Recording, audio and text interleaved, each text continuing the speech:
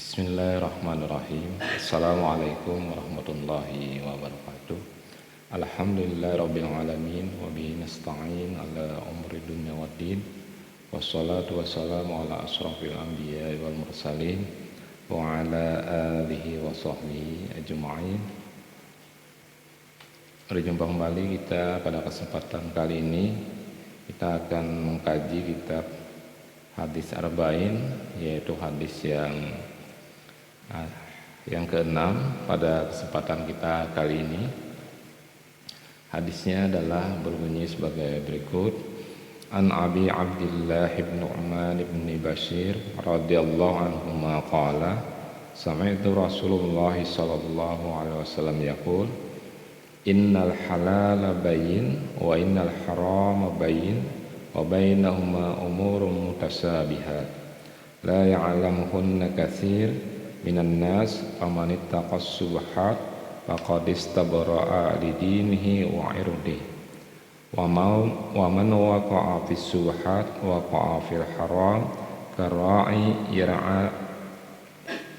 yar'a hawla al-hima yusiku ay yarta'a fihi ala wa inna likulli malikin hima ala wa inna himallahi maharimuhu ala wa inna fil jasadi mudghah idza salahat salahal jasadu kulluh wa idza fasadat fasadal jasadu kulluhu ala wa hiyal qalb rawahu Bukhari wa Muslim. Jadi hadis yang ke-6 pada kesempatan kali ini, An Abi Abdillah ibn Uman ibn Bashir radhiyallahu anhuma, dari Abu Abdullah Nu'man bin Bashir, semoga Allah meridhoi keduanya, berkata, qala sami'tu Rasulullah sallallahu alaihi wasallam yaqul, aku mendengar Rasulullah sallallahu alaihi wasallam bersabda, innal halala bayyin, sesungguhnya yang halal itu adalah jelas, wa innal harama bayyin, dan yang haram itu adalah jelas, wa bainahuma umurun mutasabihat, dan di antara keduanya itu ada perkara yang subhat, la ya'lamuhunna katsir, tidaklah mengetahui kebanyakan minan nas, dari manusia. Faman ittaqas subhat, barang siapa yang menjaga diri dari subhat, faqad istabra'a li dinihi wa irdihi, maka membebaskan agamanya dan dirinya. Wa man waqa'a fis subhat, dan siapa yang jatuh dalam masalah subhat, waqa'a fil haram, maka dan terjatuh di dalam perkara yang haram, karwa'i yar'a haulal hima, seperti pengembala yang mengembalakan di sekitar daerah yang terlarang, yusiku ayyarta'afi, dikhawatirkan masuk ke dalamnya. Ala wa inna likulli malikin hima, ingatlah bahwa setiap raja itu ada daerah yang terlarang. Ala wa innal himallahi maharimuh, ingatlah bahwasanya yang dilarang oleh Allah adalah apa yang diharamkannya. Ala wa inna fil jasadi mudghah, dan ingatlah dalam tubuh itu ada segumpal darah. Idza salahat salahal jasadu, jika dia baik maka baik tubuh itu kulluh, seluruhnya. Wa idza fasadat fasadal jasadu kulluhu, dan jika dia rusak maka rusaklah tubuh itu seluruhnya. Ala wahyal qalb, ketahuilah dia adalah hati atau jantung. Rawahu Bukhari wa Muslim, diriwayatkan oleh Imam Bukhari dan Muslim. Jadi dari hadis yang ke-6 ini ada beberapa hal yang dapat kita ambil pengertiannya. Yang pertama ialah termasuk sifat atau sikap wara adalah meninggalkan yang subhat. Subhat adalah perkara yang tidak diketahui antara halal dan haramnya. Karena segala sesuatu itu kan sudah diketahui ada yang halal, ada yang haram, dan di antara keduanya itu ada yang dinamakan dengan subhat.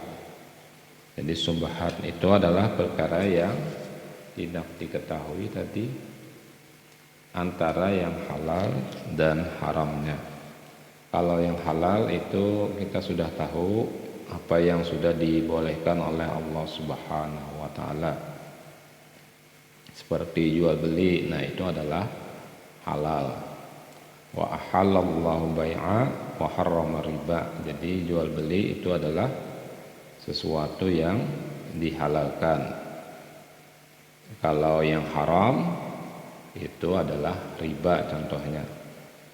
Jadi riba itu termasuk yang diharamkan. Jadi jelas halal itu seperti makan yang dibolehkan, minum, kulu wasrobu wala tusrifu, makan dan minumlah tapi jangan berlebihan. Jadi makanan yang dihalalkan, kemudian minum itu adalah sesuatu yang dibolehkan. Kemudian orang menikah, nah itu juga adalah sesuatu hukum asalnya adalah dibolehkan. Sedangkan yang haram itu adalah sesuatu yang dilarang mengerjakannya, seperti berjudi. Nah itu adalah sesuatu yang dilarang. Mencuri, menipu, itu adalah sesuatu yang dilarang contohnya. Kemudian diantara itu ada yang samar, tidak jelas apakah itu halal atau haram. Inilah yang dinamakan dengan subhat. Dan itu adalah untuk keselamatan agama, itu kita jauhi. Itu adalah merupakan sifat wara', berhati-hati. Jadi orang itu kalau ada masalah yang subhat itu hendaklah dia berhati-hati. Dan yang lebih selamat itu adalah meninggalkan. Seperti pengembala yang mengembalakan kambing di daerah yang itu ada sesuatu daerah yang dilarang untuk mengembalakan. Kalau dia sering mengembalakan di daerah itu atau daerah jurang itu yang dilarang, dikhawatirkan satu saat pengembala tadi atau kambingnya tadi nanti akan terjatuh ke jurang tadi yang dilarang atau yang diharamkan tadi. Oleh karena itu untuk selamatnya kita harus berhati-hati. Yang kedua adalah banyak melakukan subhat akan mengantarkan seseorang kepada perbuatan yang diharamkan. Mungkin satu saat masih selamat, tapi kalau sudah sering dia melakukan sesuatu itu dikhawatirkan jatuh ke dalam perkara yang diharamkan oleh Allah Subhanahu wa taala. Kalau misalnya perkara itu, contoh yang subhat itu adalah misalnya sesuatu yang asalnya itu haram. Ada misalnya kan 2 ekor kambing, yang satu disembelih oleh orang Islam, yang satunya disembelih oleh orang kafir. Maka kalau kita tidak mengetahui, kada tahu yang mana yang disembelih oleh orang Islam, yang mana yang kafir, maka itu adalah subhat, kada jelas lagi.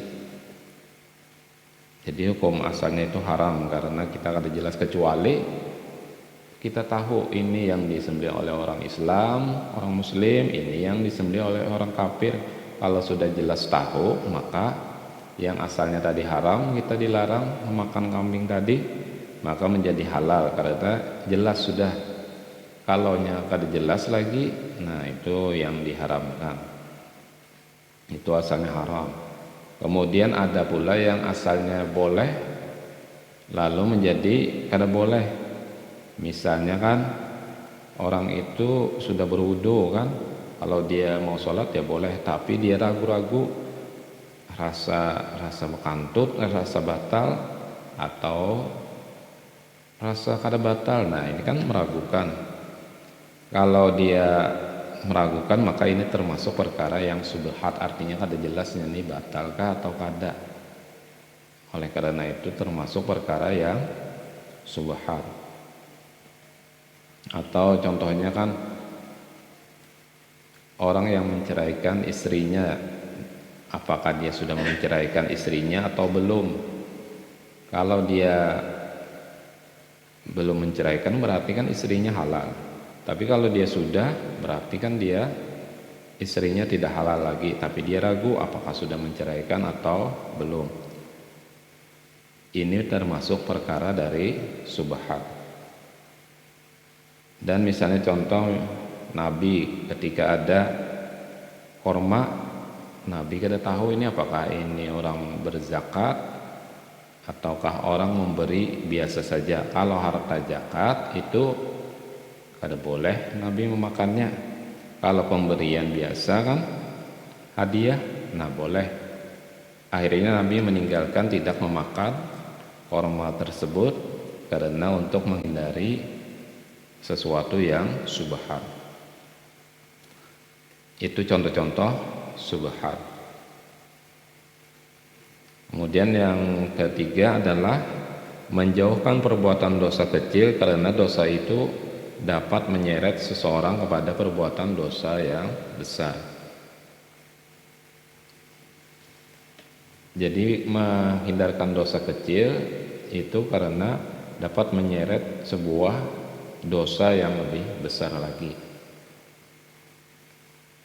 Contohnya ada kisah zaman dahulu itu bagaimana seorang yang digoda oleh seseorang disuruh minum khamar sedikit kan, sesuatu yang memabukkan.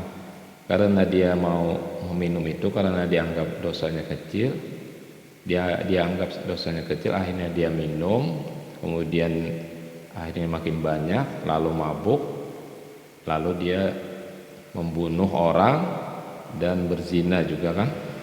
Dia berzina dengan seorang perempuan karena ketahuan suaminya, lalu suaminya dibunuhnya lagi oleh orang tersebut. Jadi dosa yang dianggap kecil dapat mengakibatkan seorang melakukan dosa yang lebih besar. Pemulaannya berdusta sedikit-sedikit, akhirnya untuk menutupi dustanya maka dia berdusta lagi, akhirnya menumpuk-numpuk. Berdusta akhirnya sampai sumpah palsu, memfitnah karena dia melakukan sesuatu dosa yang dianggapnya kecil, akhirnya berbanyak dosanya. Kayak jualah menabung sedikit akhirnya jadi bukit. Nah, dosa dianggap kecil yang sedikit-sedikit akhirnya karena dikerjakan terus lalu tambah besar. Yang keempat, memberikan perhatian terhadap masalah hati karena padanya terdapat kebaikan fisik.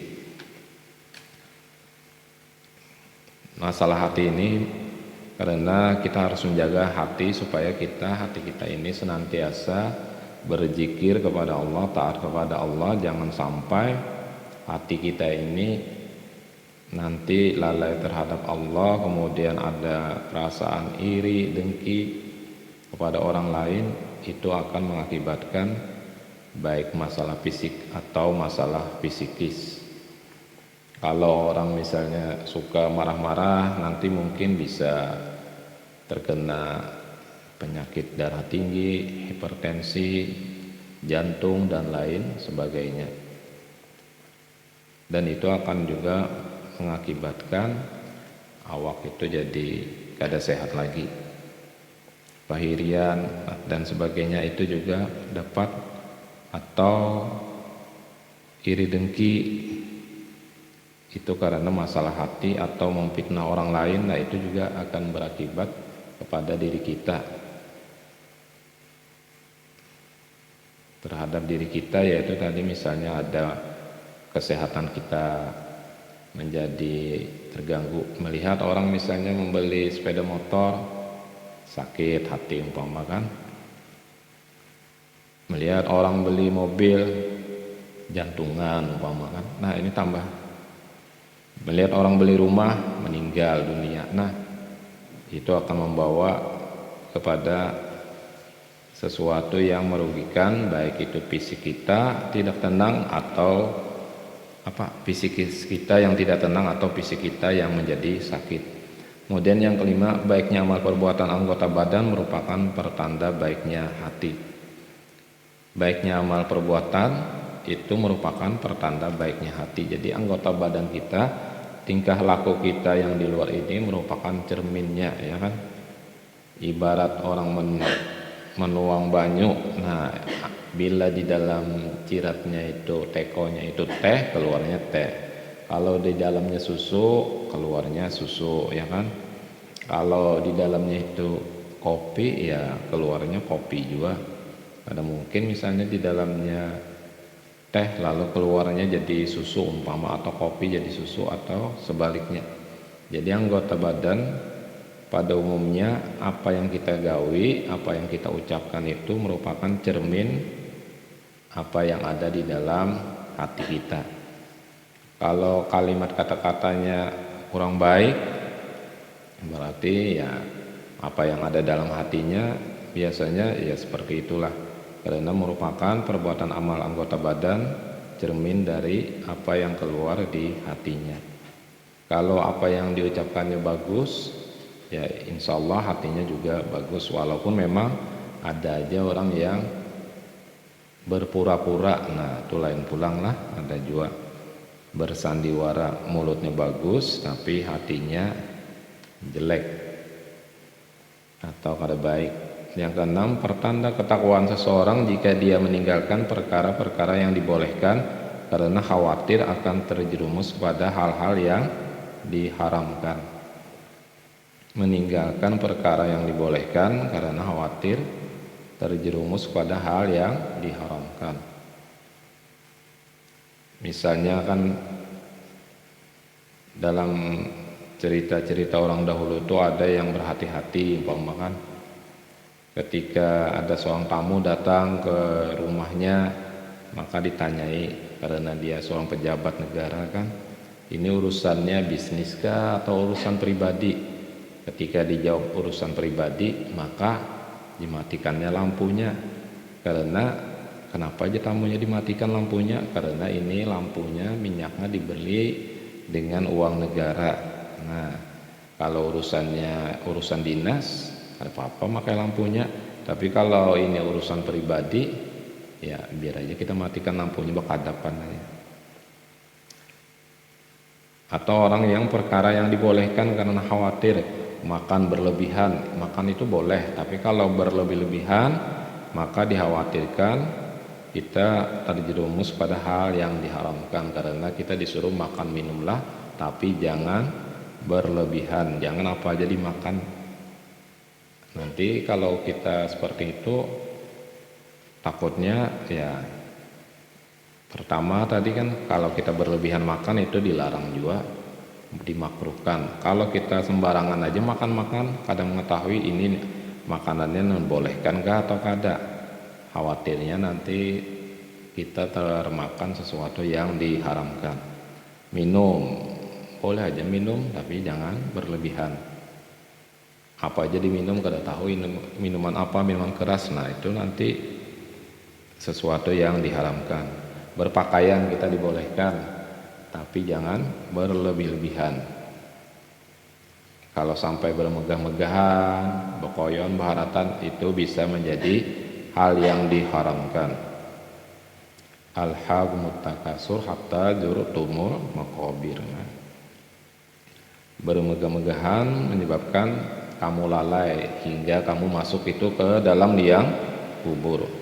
Dilarang kita bermegah-megahan, walaupun berpakaian boleh tapi diharamkan bermegah-megahan. Yang ketujuh, menutup pintu terhadap peluang-peluang perbuatan haram serta haramnya sarana dan cara ke arah sana.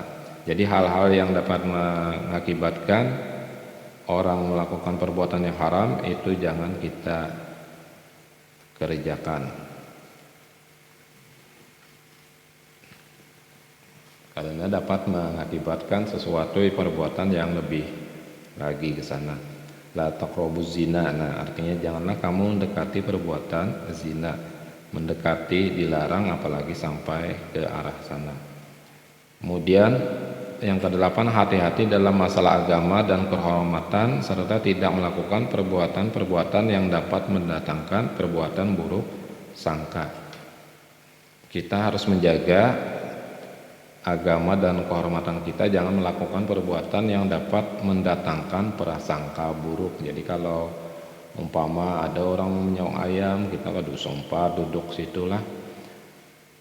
Walaupun kita ini kada umpat menyaung, kita umpat menonton aja, karena dapat mendatangkan prasangka orang melihat. Dan itu salah kita juga, kenapa kita duduk, misalnya ada orang menyaung ayam, kita umpat duduk juga duduk, lalu timbul prasangka buruk. Dan itu harus kita jaga untuk menjaga masalah agama kita dan kehormatan kita. Ada orang main judi, umpat juga berduduk di situ, karena apa-apa tersembaya atau dipadahkan orang, kita umpat juga main judi, karena salah kita juga duduk di tempat orang yang main judi atau orang mabuk-mabukan. Kan ada peribahasanya, kalau kita berkawan dengan orang berjual minyak harum, umpat juga harumnya. Bila berkawan lawan orang pandai besi, atau umpat juga kena pelatikan percikan apinya, nah yang merusak baju kita. Nah itu aja barangkali apa yang dapat disampaikan dari hadis yang ke-6 ini, yang dapat kita ambil isi kandungannya. Mudah-mudahan memberikan manfaat untuk kita semua. Mohon maaf apabila terdapat kesalahan dan kehilapan.